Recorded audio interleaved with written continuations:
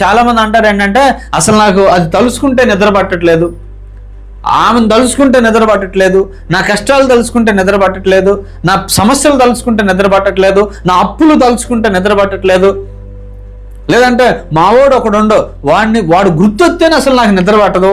ఇంకొంతమంది ఏమంటారు, వాడిని చంపిందాక నాకు నిద్ర పట్టదు, వాడిని ఏదో ఒకటి చేసిందాక నాకు నిద్ర పట్టదు. అంటే ఈ నిద్ర పట్టిన వాళ్ళందరూ ఎవరంటే ఎవరో ఒకళ్ళ మీద కక్ష పెట్టుకున్న వాళ్ళు, ఎవరో ఒకళ్ళ మీద ద్వేషం పెట్టుకున్న వాళ్ళు, దేవుడి మీద ఆధారపడకుండా శరీరం మీద ఆధారపడుకుంటా శరీరానుసారంగా జీవించుకుంటా శరీరం మనసులో లోకానుసారముగా బ్రతుకుతున్న వాళ్ళే నిద్ర పట్టకుండా టెన్షన్తో ఉంటారు.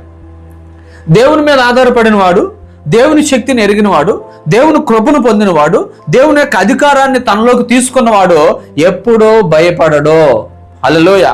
అప్పులు ఉన్నాయని, అనారోగ్యాలు ఉన్నాయని, నిందలు వస్తున్నాయని, అవమానాలు వస్తున్నాయని, వెలివేతలు వస్తున్నాయని, ఎవరో ఏదో చెయ్యని తప్పుకు మాటలు అంటున్నారని బాధపడాల్సిన అవసరం ఉండదు. ఎవరికో తెలుసా?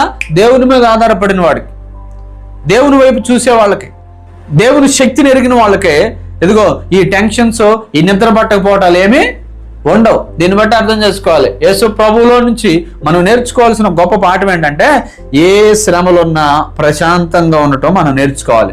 ఎందుకంటే ఆ శ్రమలను తప్పించగలిగిన మహనీయుడైన దేవుడు మనకున్నాడు. అదే మన ధైర్యం.